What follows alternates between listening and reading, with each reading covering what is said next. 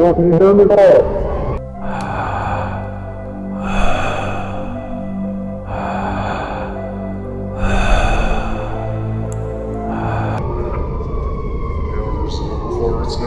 On the phone next door after that was your life.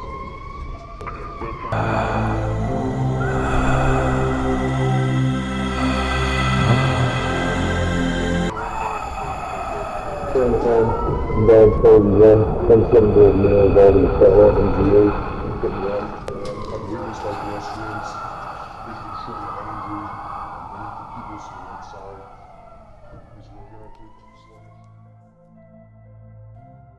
Marcus, open your eyes. Where am I? You are about 27,000 light years from Earth in the Sagittarius constellation on the outskirts of globular cluster NGC 6440, discovered by human beings 232 years ago. Turn around for a moment and look up. There's single-celled life in the oceans of that planet up there. Life there will eventually become multicellular and terrestrial. Like on Earth, over 99% of the species there will go extinct before one finally makes it to where we're standing right now, on their moon. If I didn't want it that way, then I would not have made it that way. Like a precious metal or jewel, for something to have value, it must be finite. Nothing unlimited is precious, including life. Sabrina, open your eyes. What's happening? Look at the horizon. You are about to see the sunrise of a red hypergiant. And even though we're far from it, the scorched desert world you're standing upon is 2,000 degrees Fahrenheit. Nothing lives here. Yet there are countless such places strewn about the universe like little motes of dust. Though this entire world is but a mote of dust, so too is that red hypergiant when compared to the galaxy it calls home. And though that red hypergiant is but a mote of dust, so too is that entire galaxy when compared to the cloud of galaxies in this tiny corner of the universe. I did not author such massive scale and variety for one type of people to think one type of way. Samuel, open your eyes. I brought you to this place at random. We're in a galaxy far from the Milky Way. You did not know this place existed until you saw it. Space travels faster than the light that passes through it. As galaxies move farther apart, their light will eventually cease to reach each other. Thus, future civilizations, born long after Earth has disintegrated, will know nothing of other galaxies. They'll know a universe of darkness. But you, an organism born billions of years in their past, totally shrouded by time, have seen the beauty of a universe they will never know.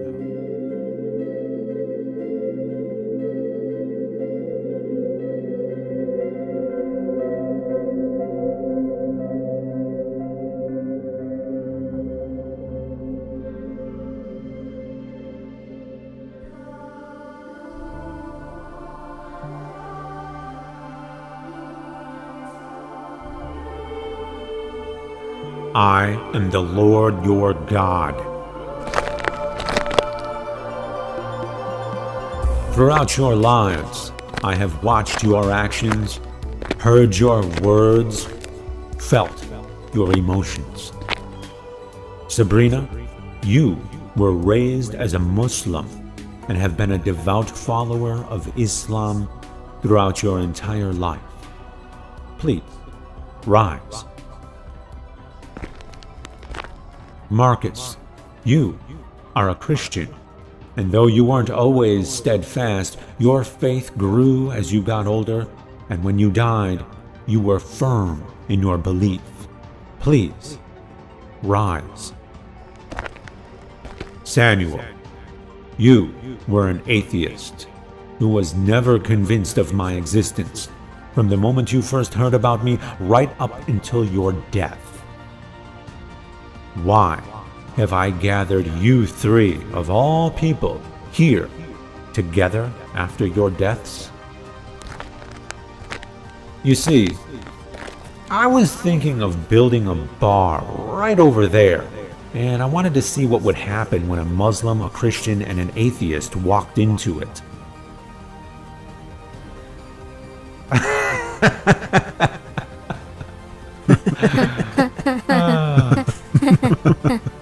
Yeah, who wants to trade places with the atheist?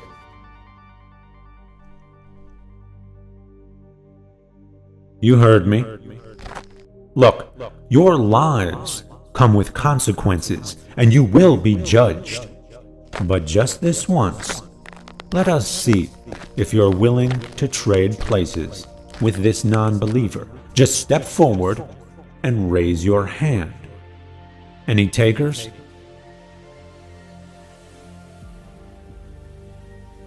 I see. Very well. Samuel, I like you. Be at peace. You two, on the other hand, oh boy, do I have some words for you two. Get up! That's your first problem. You think I want you kneeling before me? What's worse, that you think I'm a monster, or that you don't realize you think I'm a monster? Why would I want people worshiping me? Is that what you would want out of your lives? Do you prefer equal, loving relationships? Or for people to grovel before you with fear and reverence? Because let me tell you, that gets old really fast. Every dictator who foolishly desired such power ended up being some of the loneliest people to ever live. Christians, Muslims, there's billions of you now. Billions! And you have so much fear. God-fearing is an actual phrase now, and it's supposed to be a good thing. Is that what you think I want? Fear? Sabrina? Marcus? Both of you actually believed that I send people to hell to be tortured. Tortured!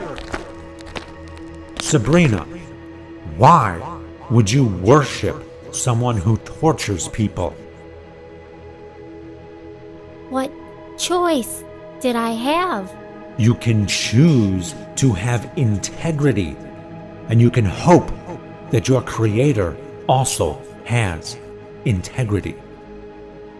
And if I am an enlightened being, and why wouldn't I be, then should I not also have integrity? Or you can trust those who claim to speak for me. It seems you have done the latter.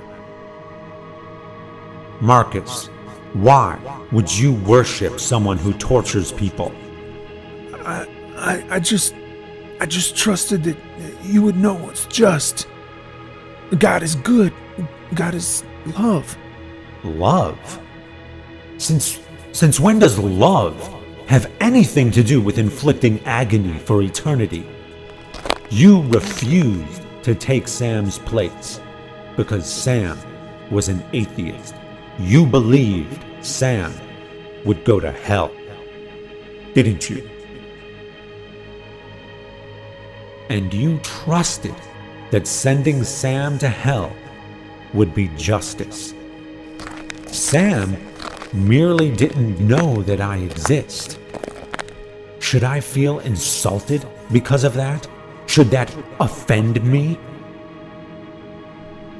I don't know.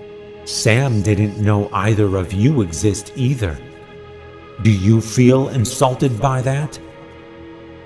No. Yet not only did both of you believe in me, but both of you thought I was a monster who sends people to be tortured forever and desires the eternal worship of everyone else. I find that incredibly insulting. You offend me. Why would I want to be around someone like you?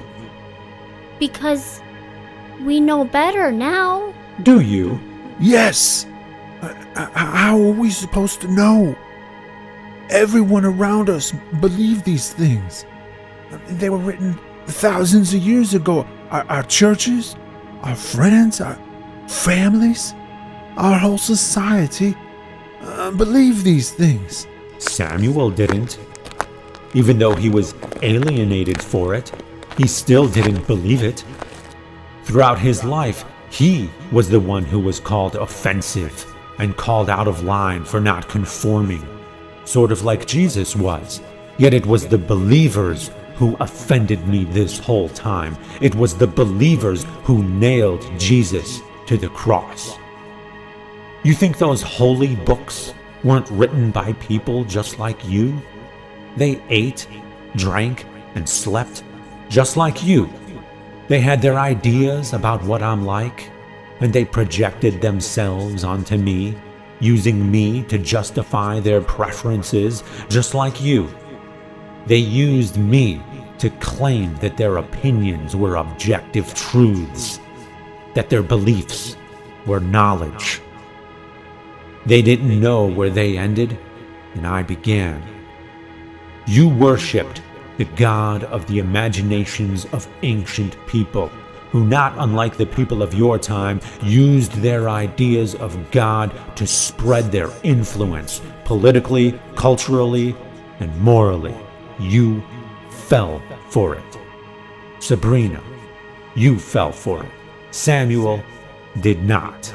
I can actually talk to Sam without all that baggage in the way. I can have a relationship with Sam. I can be on equal footing with Sam.